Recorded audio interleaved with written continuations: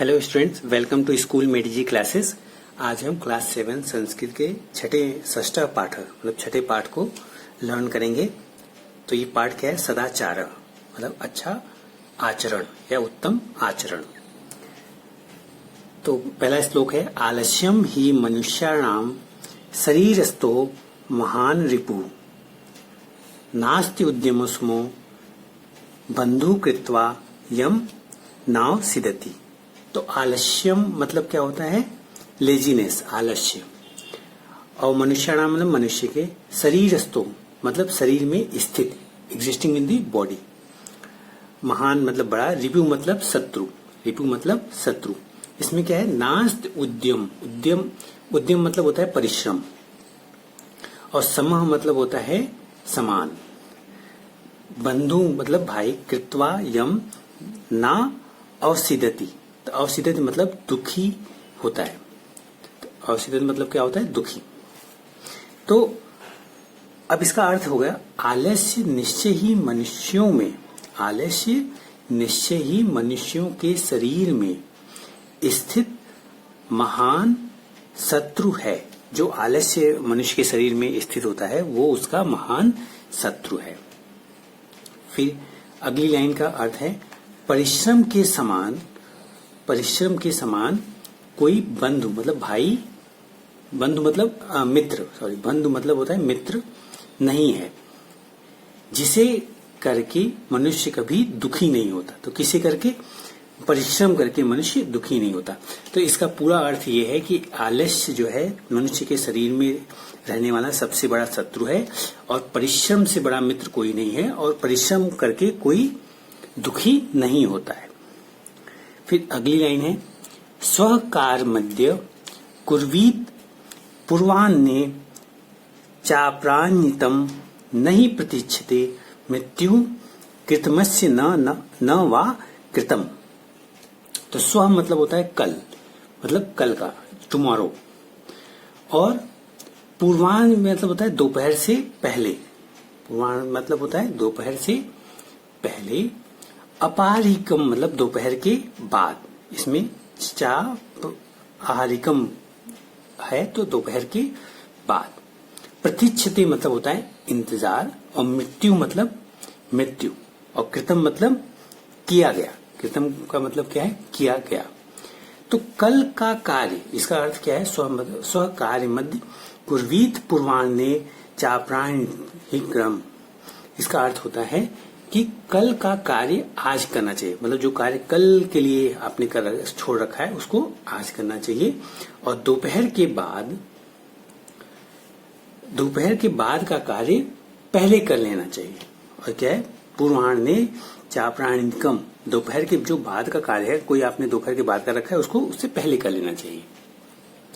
नहीं प्रतीक्षते मृत्यु, क्योंकि मृत्यु जो है किसी का इंतजार नहीं करती। मृत्यु इस चीज की प्रतीक्षा नहीं करती कि इसका यह कार्य, किसी का यह कार्य हुआ है या नहीं हुआ है। तो इसका मतलब यह है कि मृत्यु जो है वो कभी भी आती है, वो ये नहीं देखती कि आपने कोई काम किया है या नहीं किया है। इसलिए अपने कार्य को जितना जल्दी हो उतना पहले कर लेना चाहिए। तो इसलिए इसमें कहा गया है कि कल का कोई कार्य है तो आप उसे आज कर लो, और दोपहर के बाद का कार्य है दोपहर के पहले कर लो। और ऐसा क्यों करो? क्योंकि मृत्यु जो है किसी की प्रतीक्षा नहीं करती, वो कभी भी आ सकती है। फिर अगली लाइन है, सत्यम ब्रूयात प्रियम ब्रूयात न ब्रूयात सत्यम प्रियम प्रियम च नानृतम ब्रूयात एष्य धर्म सनातन। तो ये क्या है? सत्यम मतलब सच, ब्रूयात मतलब बोले, सच बोले। प्रिय मतलब जो अच्छा लगने वाला हो, और अप्रियम मतलब जो अच्छा न लगने वाला हो। अनृतम मतलब झूठ, ना नृतम क्या है? ना अनृतम। अनृतम मतलब होता है झूठ। धर्म होता है सनातन मतलब सर्वकालिक, जो हमेशा से एग्जिस्ट कर रहा है, वैसे धर्म के बारे में। तो ये क्या है? सत्यम ब्रूयात मतलब सत्य बोले। जो मनुष्य है वो क्या होना चाहिए? सत्य बोलना चाहिए। सत्यम ब्रूयात प्रियम ब्रूयात, और अच्छा बोलना चाहिए। न ब्रूयात सत्यम प्रियम, और ऐसा नहीं बोलना, ऐसा कोई सत्य नहीं बोलना चाहिए जो अप्रिय लगे। तो अप्रिय सत्य नहीं बोलना चाहिए, और प्रिय झूठ भी नहीं बोलना चाहिए। प्रियम च नानृतम ब्रूयात, तो जो अच्छा लगने वाला झूठ हो उसको भी नहीं बोलना चाहिए, ऐसा हमारे धर्म में, सनातन धर्म में कहा गया है। तो इसमें क्या है कि सच बोलना चाहिए, प्रिय बोलना चाहिए, लेकिन कोई ऐसा सच नहीं किसी को बोल देना चाहिए कि जो कड़वा लगे, उसे खराब लगे। और अच्छा लगने वाला झूठ भी नहीं बोलना चाहिए, ऐसा हमारे धर्म में कहा गया है। फिर अगला श्लोक है, सर्वदा व्यवहारे स्यात् औदार्यम सत्यता तथा ऋजुता मृदुता चापि कौटिल्यम न कदाचन। तो व्यवहार मतलब होता है व्यवहार, बिहेवियर, और स्यात् मतलब हो, औदार्य मतलब उदारता। औदार्य मतलब क्या होता है? उदारता। तो व्यवहार मतलब व्यवहार, स्यात् मतलब हो, औदार्य मतलब उदारता, सत्यता मतलब सच्चाई। सत्यता का क्या मतलब है? सच्चाई। और ऋजुता मतलब होता है सरलता। ऋजुता मतलब सरलता। मृदुता मतलब कोमलता। और कौटिल्यम मतलब होता है कुटिलता। कुटिलता मतलब कनिंगनेस, है ना, वैसे कुटिल आदमी होता है, उस तरीके से कुटिलता। तो इसका अर्थ है कि व्यवहार में सदा उदारता होनी चाहिए। There should be generosity in the behaviour, और उसी प्रकार उसमें सच्चाई भी होनी चाहिए। तो जो व्यवहार है उसमें क्या क्या होना चाहिए? उदारता और सच्चाई।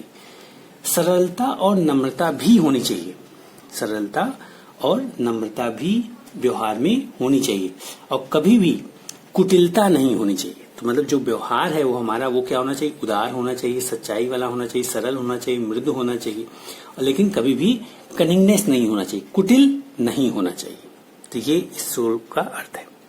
फिर अगला श्लोक देखते हैं, श्रेष्ठम जन्म गुरुम चापि मातरम पितरम तथा मनसा कर्मणा वाचा सेवेत सततम सदा। तो श्रेष्ठम मतलब सर्वोत्तम, बेस्ट, और जन्म मतलब व्यक्ति, व्यक्ति को, और गुरु मतलब जो ज्ञान देने वाला, टीचर, और मातरम मतलब माता, पितरम मतलब पिता, मनसा मतलब मन से, मनसा मतलब मन से, कर्मणा मतलब कर्म से, और वाचा मतलब वाणी से, और सेवेत, सेवेत का मतलब होता है सेवा करें, और सततम मतलब निरंतर, हमेशा। तो श्रेष्ठम हमने देखा, श्रेष्ठम मतलब होता है क्या? सर्वोत्तम। तो श्रेष्ठ व्यक्ति गुरु, माता, उसी प्रकार पिता की भी सदा मन, वाणी और कर्म से सेवा करनी चाहिए। तो श्रेष्ठ जो जन होते हैं वो टीचर की और पेरेंट्स की, मदर फादर की जो है मन से, कर्म से हमेशा उनकी सेवा करते हैं। ठीक है। अब अंतिम श्लोक है, मित्रेण कलहम कृत्वा न कदापि सुखी जना इति ज्ञात्वा प्रयासेन तदेव परिवर्जयेत। कलहम मतलब झगड़ा, और कदापि मतलब कभी भी। कलहम मतलब झगड़ा, और कदापि मतलब कभी भी। कृत्वा मतलब करनी चाहिए, तो कदापि मतलब कभी भी। ज्ञात्वा मतलब जानकर, ज्ञात्वा मतलब जानकर। प्रयासीन मतलब कोशिश के साथ। परिवर्जयेत मतलब बचे, मतलब अवॉइड करना चाहिए या फिर उससे बचना चाहिए। तो इसका है, मित्र के साथ झगड़ा करके मनुष्य कभी भी सुखी नहीं हो सकता। मित्रेण कलहम कृत्वा न कदापि सुखी जना, मतलब मित्र के साथ झगड़ा करके मनुष्य कभी भी सुखी नहीं हो सकता। इत ज्ञात्वा प्रयासेन, यह जानकर उससे बचना चाहिए। किससे? झगड़े से। मतलब अगर आपको अपने मित्र से झगड़ा किसी बात पे हो रही है तो जरूरी है उससे आपको अवॉइड करना चाहिए, उससे बचना चाहिए, झगड़ा नहीं करनी चाहिए मित्र से। कोशिश करना चाहिए जो रीजन है उसको आप समाप्त करें। तो ये हमने क्लास 7 चैप्टर 6 को, सदाचार पाठ को समाप्त किया है। Okay, thank you.